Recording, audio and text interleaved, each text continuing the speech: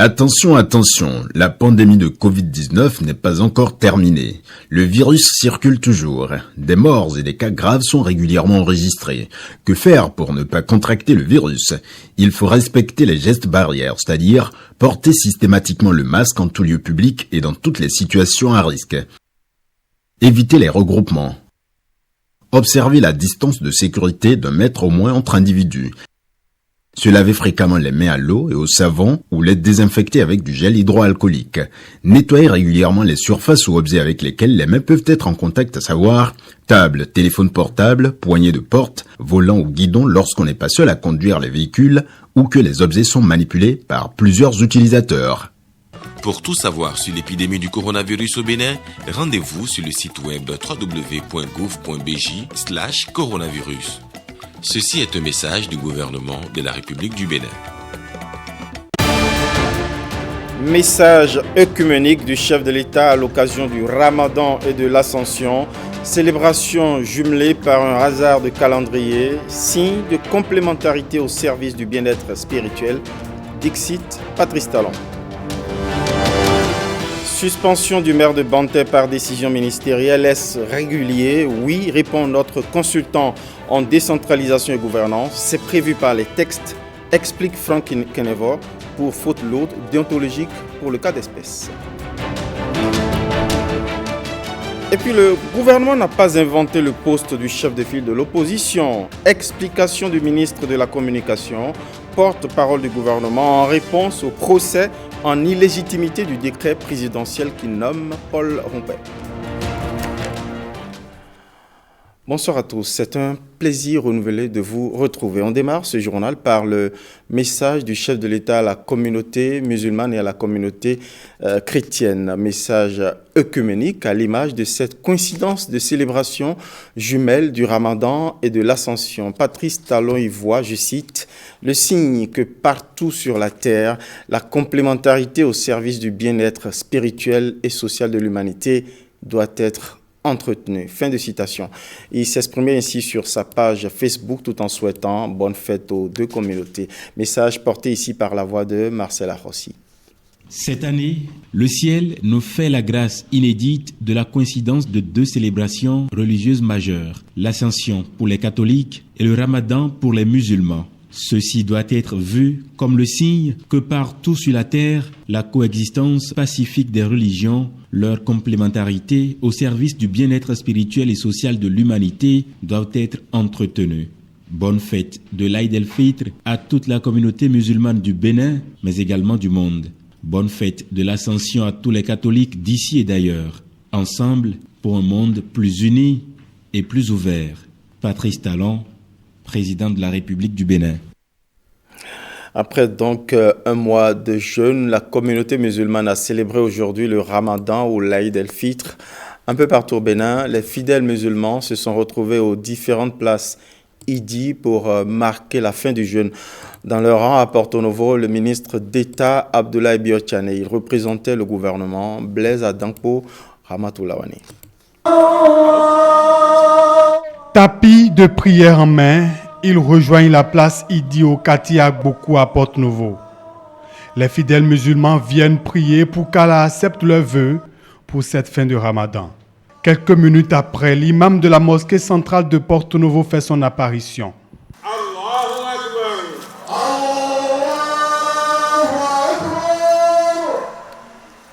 Le sermon démarre par ces mots. Vous qui avez œuvré pendant ce mois béni de Ramadan, félicitations à toutes et à tous.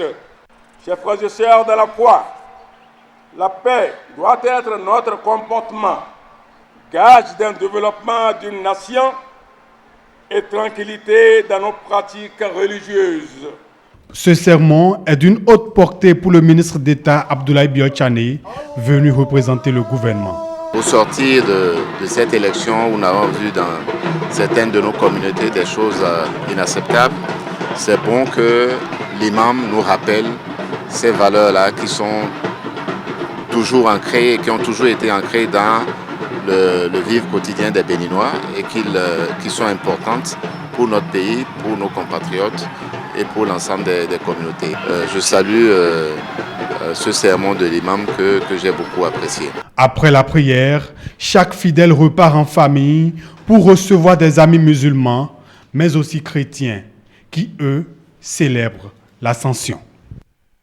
Allons voir donc du côté des chrétiens la célébration de la fête d'Ascension. La communauté chrétienne du monde entier célèbre la montée au ciel du Christ. Jean-Claude James et Donatien Falola ont fait le tour de quelques églises à Cotonou. Dans leur sujet qui va suivre, un bout d'ambiance de la fête d'Ascension à Cotonou et son sens aussi pour les chrétiens. Voici les images. À la paroisse Saint-Louis de Gbedegbe, l'une des nombreuses messes prévues pour marquer cette journée spéciale vient de prendre fin. Même ambiance à la paroisse Saint-François d'Assise de Fidjrosset. Dans ces églises catholiques, l'heure est à la célébration de l'Ascension, le retour de Jésus-Christ vers le Père, 40 jours après sa résurrection. C'est les jours où on célèbre Jésus qui monte au ciel et il s'est assis à la droite du Père. Et donc pour nous, c'est le souvenir que cette vie sur cette terre n'est pas encore l'accomplissement de tous les désirs de nos cœurs. Il y a quelque chose qu'il faut attendre et désirer peut-être. Et donc ça veut dire qu'il ne suffit pas de profiter de cette vie et c'est tout. Il faut vraiment avoir le souci de rejoindre, d'atteindre une perfection qui vient de Dieu. Comme les catholiques, les célestes sont aussi en fête. L'Ascension représente la fête de gloire, la fête victorieuse. Jésus a vaincu. Il a dit, il a fait. Étant chrétien céleste, on prie de prendre cette chrétienne pour célébrer l'Ascension. Dans cette église évangélique, pas de programme. Rendez-vous certainement à la fête de la Pentecôte qui rappelle la venue du Consolateur, le Saint-Esprit. Une promesse de Jésus aux disciples à son départ pour le ciel. Écho encore de cette célébration croisée Ramadan Ascension. Nous sommes cette fois-ci à la mosquée centrale de Godoma, Togudo. Le maire d'Abomey Calavi et le préfet de l'Atlantique sont allés communier avec les musulmans, sans manquer d'attention aux catholiques voisins. Général Afouda, Monsi Aboka et Bernard Djogbe nous relatent ici cet élan œcuménique. Ils ne sont pas musulmans, mais leur appartenance religieuse n'a pas empêché qu'ils prennent part à l'Aïd el-Fitr. C'est ici, à la mosquée centrale de Godome-Togudo, que le préfet du département de l'Atlantique et le maire de la commune d'Abomey Calavi ont témoigné de leur solidarité à la communauté musulmane en ce jour marquant la rupture du jeûne. Ils ont passé un mois de sacrifice, un mois de jeûne, un mois de prière intense pour la paix, pour toute la nation. Il était normal qu'on soit avec eux pour célébrer la fête avec eux.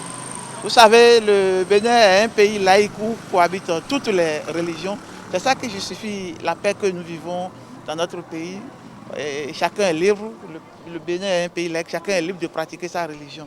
Un élan de solidarité apprécié par les hôtes de ce lieu de culte. Toutes les délégations qui sont arrivées, fortes, qui sont là, que Dieu les agrée et les donne de bonnes conduites pour que puissent nous conduire dans le pays et que la paix règne. Après la mosquée centrale de Godome-Togudo, la délégation municipale a mis le cap sur l'église catholique pour aussi aller soutenir la communauté catholique qui célèbre également ce 13 mai la fête de l'Ascension. Comme quoi, une coexistence pacifique des religions est bien possible. Merci, génial. Allez, on quitte Calavi et on traverse la lagune Nokwe pour aller à Papa, voir comment le Ramadan a été célébré à la place Idi du PK5. C'est avec force prière, louange et bénédiction que les musulmans d'Akpakpa ont honoré la tradition d'Aïd el-Fitr. Témoin, Ghislain Pogué, Junis, Setandi. Affluence inhabituelle à la place Idi au PK5 à Cotonou. On se prépare pour la grande prière de la fin du mois de Ramadan. Dans son adresse aux fidèles musulmans, l'imam Ousmane Ibrahim parle de bénédiction Le message de mon sermon s'articule spécialement sur l'imploration des bénédictions. Il s'agit de l'ange Gabriel, qui est l'émissaire principal de Dieu, entre Dieu et ses messagers sur terre. La présence de ministres ici résulte de l'attachement du président de la République, son Excellence M. Patrice Talon, et de son gouvernement au bien-être physique, matériel et spirituel de tous les Béninois et de cette composante importante qu'est la communauté musulmane. Nous venons de passer, grâce à Dieu, grâce aux prières des uns et des autres, une période qui aurait pu être une période de turbulence, et tout s'est bien passé. Nous avons passé notre jeûne à demander à Allah de consolider la paix dans notre pays, de consolider l'évolution positive de notre pays dans le concert des nations. Nous prions beaucoup, nous l'avons fait pendant le Ramadan pour notre président. Beaucoup de prières donc pour le Bénin et pour son chef. Cette année, la particularité se trouve dans une coïncidence. L'Aïd el-Fitr de cette année correspond à l'Ascension. Même dans le Saint-Coran, Jésus est abondamment cité en tant que Jésus. Et l'Ascension aussi est mentionnée. Il y a une certaine universalité que véhicule le message du Ramadan. Et à cette universalité s'ajoute également l'écuménisme de l'islam. Des fidèles musulmans qui ont souhaité une heureuse célébration de l'Ascension aux fidèles chrétiens. On retourne volontiers à Calavi, à Abomey-Calavi, cette fois-ci sans les autorités communales et préfectorales, mais rien qu'avec les fidèles musulmans entre eux, sur un autre grand site religieux. Autre écho de la prière de fin de jeûne musulman, tel que vécu par Nicanor Kovi et Bruno Routeco, c'est tout de suite. Jour de l'Aïd el-Fitr à Abomey-Calavi et des fidèles, il en vient de partout. Dans cette école, place Idji de circonstance pour la Salat al-Aïd, la prière de la rupture du jeûne. Tapis de prière à même la latérite et chapelaire au poing, la prière avant la prière chez les hommes. Côté femmes, c'est la toilette des grands jours. Voile aux couleurs vives, la peau satinée de henné, aucune précaution de beauté n'est de trop quand l'on se présente devant Allah un jour de rupture. Puis vient la prière du commandeur des croyants d'Agoré. L'imam dirige ce cérémonial réglé comme du papier à musique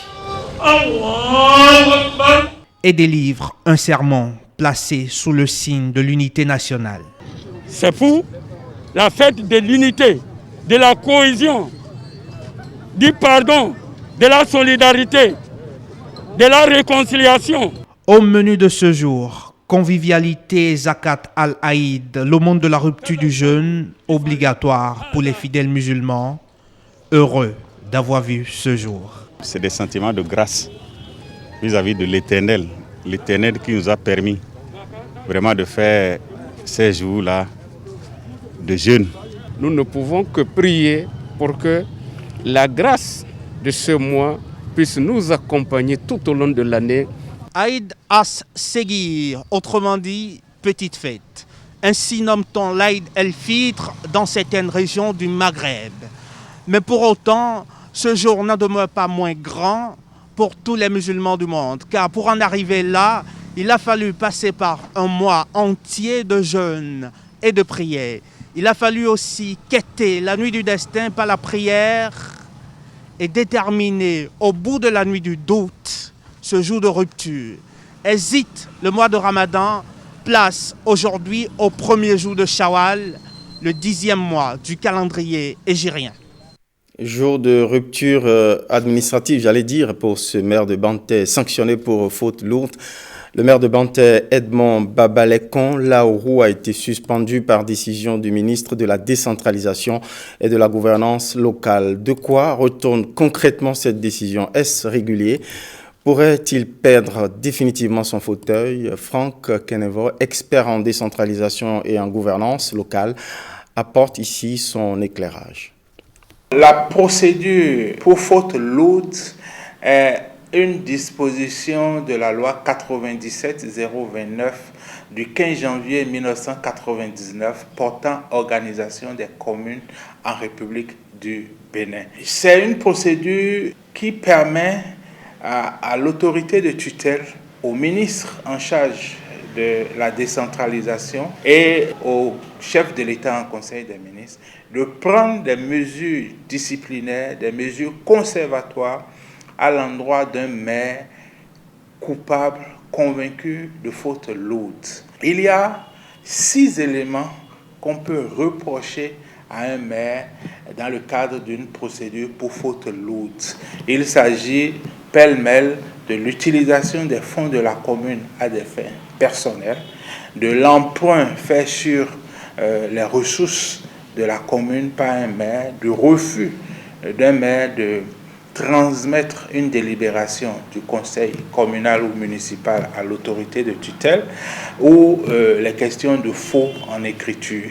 Et surtout, le dernier point qui peut être constitutif de faute lourde, c'est tout manquement à la déontologie administrative. Et c'est sur ce point que le maire de Ban-Terre sera jugé, sera traité dans cette procédure parce qu'il lui est reproché de n'avoir pas collaboré avec les forces de défense et de sécurité déployées sur son territoire pour mettre fin aux manifestations violentes qui étaient en cours dans le cadre de l'élection présidentielle.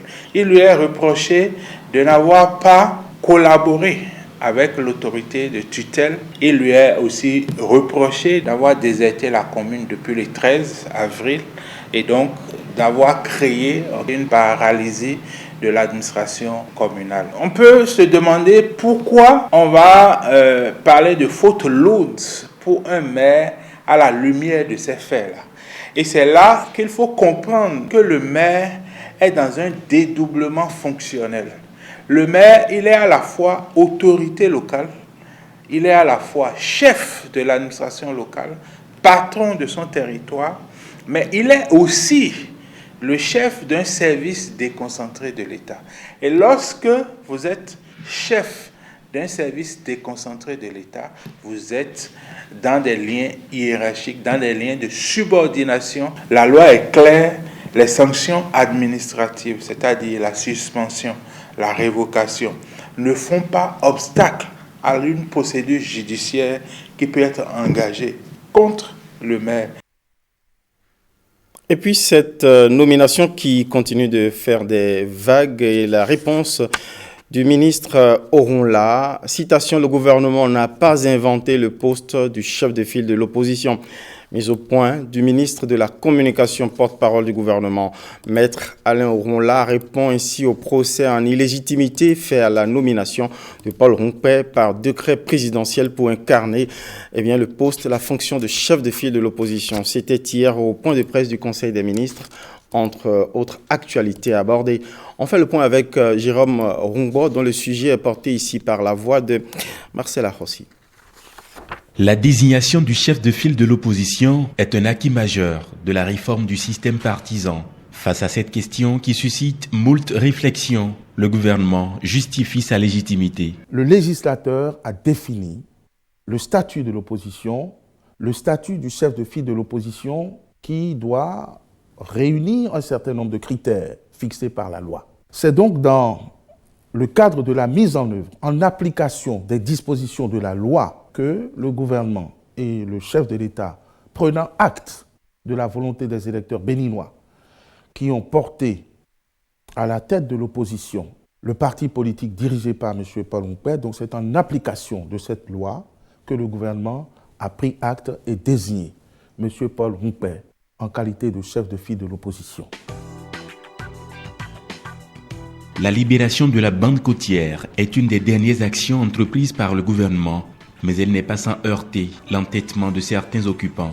La gouvernance sous Patrice Talon a déjà annoncé les couleurs dès 2016, à savoir libérer les espaces publics illégalement et anarchiquement occupés. Et il y a eu suffisamment de sensibilisation, il y a eu suffisamment de mise en demeure, il y a eu suffisamment d'actions pour que nous n'ayons plus à déplorer, après l'exécution des premières phases à Cotonou, une telle occupation anarchique de la bande côtière. Certains Béninois ont continué dans leur entêtement à occuper et même à construire. sur le domaine public maritime. En prévision ici, sur la route des pêches, l'implantation des complexes hôteliers, des centres de loisirs, des cités balnéaires avec la mise en plan de cocoteraies. Les dispositions sont prises pour permettre que les enfants aillent à leurs examens. Les dispositions sont également prises pour permettre que les noyaux, on va dire, d'autochtones, de pêcheurs qui peuplent la côte retrouvent une solution de relogement et soient laissés là en attendant. Nous allons laisser sur place un certain nombre d'attractions touristiques ou culinaires qui remplissent les conditions et qui certainement seront admises quand on aura établi un plan d'urbanisme précis afin qu'il n'y ait pas de démolition inutile. Autre champ d'intérêt dans le viseur du gouvernement, le marché d'Antokpa. L'espace de transactions commerciales connaît ces derniers temps des incendies récurrents. Ces incendies peuvent très bien s'expliquer par la vétusté des installations électriques, l'encombrement de cet espace parce qu'il y a trop de monde par rapport à l'air disponible, et peut également s'expliquer par le fait de la maladresse des hommes, puisqu'il y a des gens qui dorment dans ce marché et qui s'amusent à faire la cuisine. Alors, en attendant que nous ayons les raisons précises, nous devons reconnaître que ce n'est pas du fait du régime du nouveau départ qui n'a fait qu'hériter de cette situation explosive.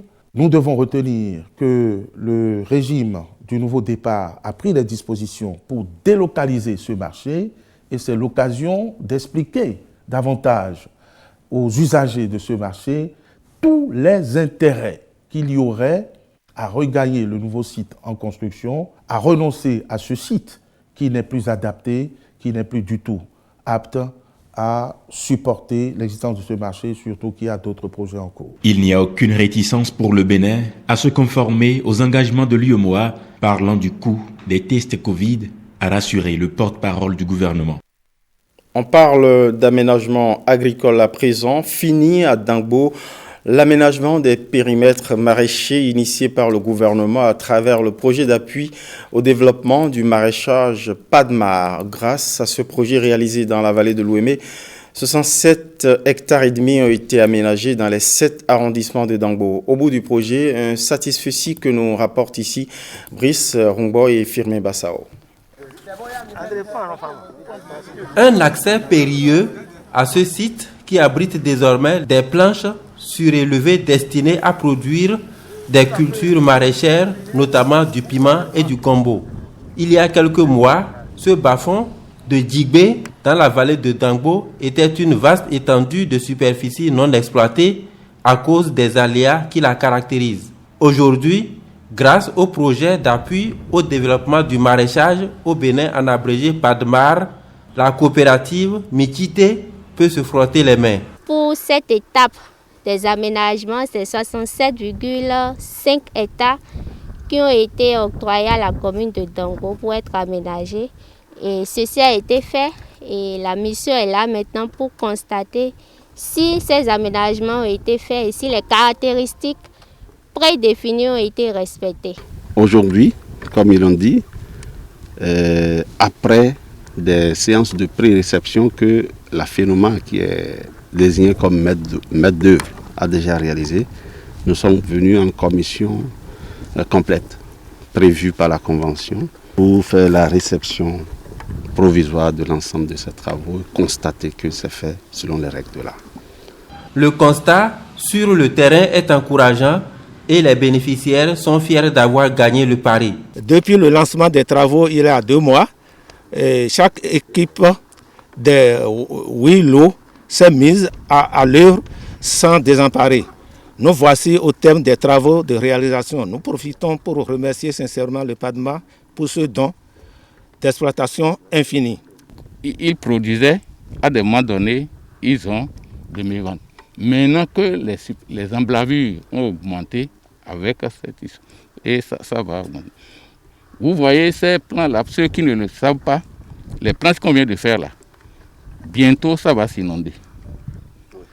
Vous comprenez? C'est l'essence même des plants surélevés, ça va s'inonder. Quand vous prenez le piment d'ici, c'est piment garçon on l'appelle, c'est bien pimenté. C'est vraiment, c'est Tu ne peux pas manger ça comme c'est bien fait. Et quand vous prenez le gombo, vous voyez, quand vous le laissez, ça se conserve mieux que ce qu'on produit ailleurs. La particularité ici, ce sont des travaux réalisés par des artisans locaux en mode IMO, haute intensité de main-d'œuvre. Pour cette première phase, c'est au total 525 hectares à exploiter dans les communes de Dangbo, Adjohun, Agégué et Semepoji. Ça donne envie de s'immerger dans l'agriculture. On reste dans l'univers agricole avec ce défi. Comment exploiter la terre tout en la préservant pour les générations futures? Préoccupation au cœur de la célébration décalée de la 51e journée de la terre. Assistants techniques, fonciers, paysans et producteurs en agroécologie se sont retrouvés à l'initiative de l'organisation agricole syndicale Synergie Paysanne. C'était à Boycon, en présence de nos reporters Kadnel Kakpo et Mérida Quinsoton. La journée de la terre est célébrée chaque 22 avril. Le syndicat national des paysans du Bénin Synergie Paysanne profite de cette célébration qu'il organise en différé pour sensibiliser des acteurs du foncier et des agriculteurs sur les initiatives à promouvoir au sein des exploitations agricoles pour une agriculture durable et plus préservatrice des terres. De nos jours, la terre, notre unique demeure commune, est en train de souffrir. Oui, la terre souffre des conséquences néfastes des comportements des hommes. Nous contribuons tous au changement climatique et toutes ces formes de manifestations, inondations, sécheresses. Pour protéger la terre tout en tirant profit, il faut être patient avec elle et ne pas la surcharger de produits chimiques. Pratiquer l'agriculture écologique. C'est là l'une des actions phares que prône le syndicat national des paysans du Bénin. Restaurer notre terre est le thème de cette 51e édition de la Journée de la Terre. On restaure quelque chose qui est dégradé. Ça voudrait dire que le constat aujourd'hui, c'est que la terre est dégradée. Vous allez dans les collines, vous allez voir des gens qui ont quitté la Takora, vous allez voir des gens qui ont quitté le sud, et c'est pour aller chercher des terres fertiles, parce que les terres qui sont au sud ou qui sont au nord sont déjà en dégradation, et en quête de terres fertiles, les gens sont obligés de faire une migration interne pour aller dans les collines. La terre fournit la vie et la subsistance. Il est donc important de bien en prendre soin, moins la dégrader, pour permettre aux générations futures d'en profiter aussi, ont souligné les responsables de l'organisation agricole syndicale Synergie Paysanne. Deux rencontres apparemment insolites dans ce journal entre un descendant de négociants d'esclaves de Ouida et un héritier de la résistance coloniale d'Abomey. Oui, au Bénin, c'est possible, sans animosité. C'est le cas de cette visite de Mito Tchatchaneuf, chef de la collectivité des Souza, au roi d'Abomey, Sa Majesté Kefa Sagbadjou Glele. Une visite pour renforcer d'historiques liens d'amitié entretenu depuis 1818, de génération en génération. Témoin de ce moment de fraternisation avec Kadnel Kakpo et Emerida Quinsoton à nouveau. C'est dans une ambiance très conviviale que la délégation de son Excellence Mito Tchatchaneuf, chef de la collectivité de Souza et premier vice-roi de Dahomey, a été reçue au palais royal d'Abomey. Panégyrique, allégeance, chants et danses royaux ont été exécutés pour égayer l'hôte, une sorte de fête entre deux cultures, deux villes, Abomey et Ouida, des villes liées depuis plusieurs décennies. On est arrivé en une visite de courtoisie à notre aîné, à notre ami surtout, parce que Sa Majesté le roi Kiso est l'ami inséparable du Tchatcha Ier. Donc les descendants de Tchatcha sont toujours et vont demeurer jusqu'à l'éternité frères, amis à tous les rois d'Abomey. On pourrait s'étonner qu'un fils de Ouida ait été nommé vice-roi de Dahomey. Et pourtant, ce n'est pas nouveau quand on questionne l'histoire. C'est une amitié qui dure depuis 1818 entre le roi Gezo, Ngakwe, appelé Ngakwe en son temps, qui a scellé cette amitié avec Don Francisco de Souza, le fondateur d'ailleurs de la famille de Souza. C'est quelqu'un qui a honoré les membres de nos ancêtres au moment où le roi Guézo était sur le trône. Donc cette amitié dure très longtemps. C'est ainsi aussi que le roi de Romain peut se rendre à Ouida chez son ami Tchatcha de Souza pour des amitiés.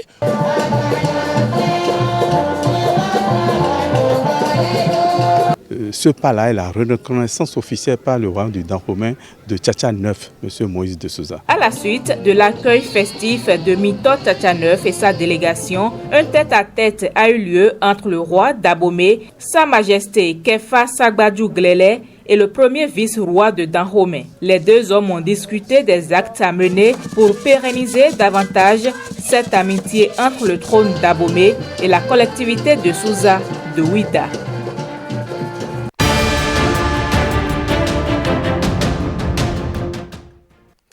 En interactualité ce soir, la République démocratique du Congo, où les habitants du Kasaï espèrent toujours la concrétisation des promesses électorales 2 ans après. Plus loin, en Palestine, pas de perspective de paix face à l'escalade de la violence entre forces israéliennes et jeunes palestiniens. Bilan, 114 morts. Le tour de l'actualité internationale, c'est avec Stanislas Limpan. Au Kasaï, région diamantifère et fief électoral du président congolais Félix Tshisekedi, les habitants s'impatientent de voir enfin se réaliser les promesses électorales de l'ancien opposant, plus de 2 ans après son arrivée au pouvoir. Vainqueur de la présidentielle controversée de décembre 2018 en République démocratique du Congo, Félix Tshisekedi a succédé en janvier 2019 à son ancien adversaire Joseph Kabila. Aujourd'hui, tout est par terre. On ne sait plus à quel se vouer. Regardez vous-même l'état de route chez le président de la République, où il a été voté massivement. Mais par moments, les gens regrettent beaucoup. C'est une province qui a été souvent délaissée, parce que considérée comme le bastion de l'opposition. Et maintenant que cette opposition-là a eu le pouvoir, nous espérions et nous espérons qu'ils feront de leur mieux. La création d'emplois des jeunes et l'accès universel aux soins de santé faisaient partie des principales promesses de campagne du candidat Tshisekedi, qui avait pour slogan « Le peuple d'abord ».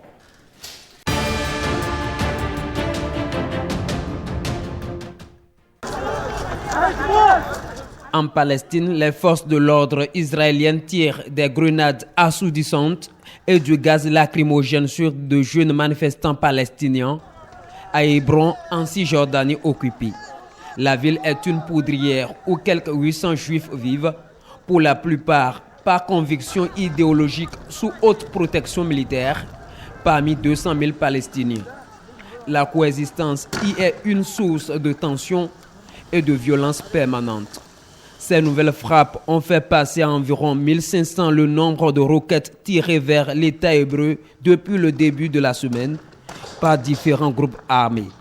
Le bilan est passé à 7 morts côté israélien, pour un total d'au moins 114 morts et des centaines de blessés en un peu plus de 2 jours.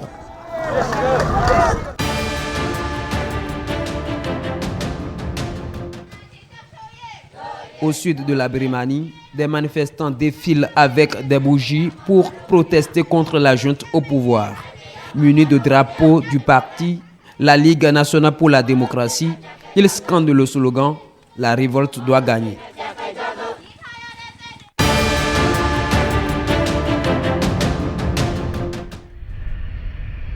Aux États-Unis, 2 avions sont entrés en collision au-dessus d'un parc dans l'État américain du Colorado sans faire aucun blessé.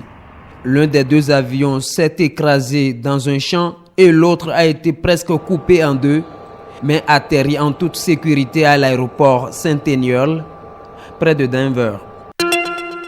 Béninoises, Béninois, la Covid-19 tue lorsque les cas positifs ne sont pas diagnostiqués à temps. Pour éviter d'en être victime, le dépistage précoce est la solution. Il est indispensable d'aller en consultation dès l'apparition du moindre symptôme. Pour rappel, les signes courants qui font penser à la Covid-19 peuvent être la fièvre, la perte du goût ou de l'odorat, l'éternuement, l'écoulement nasal, la toux, l'irritation de la gorge les difficultés respiratoires, etc. Dès l'apparition de l'un quelconque de ces signes ou de plusieurs à la fois, rendez-vous immédiatement dans l'un des centres de dépistage ouverts sur toute l'étendue du territoire national ou dans un centre de santé ou appelez le numéro vert 136. Pour tout savoir sur l'épidémie du coronavirus au Bénin, rendez-vous sur le site web www.gouv.bj/coronavirus. Ceci est un message du gouvernement de la République du Bénin. Livraison de l'actualité 20h de ce 13 mai, c'est fini. Merci de nous avoir suivis. Merci au réalisateur Armel Gbaïhin et toutes ses équipes techniques, ainsi que les équipes rédactionnelles de ce 20h. Bonsoir chez vous.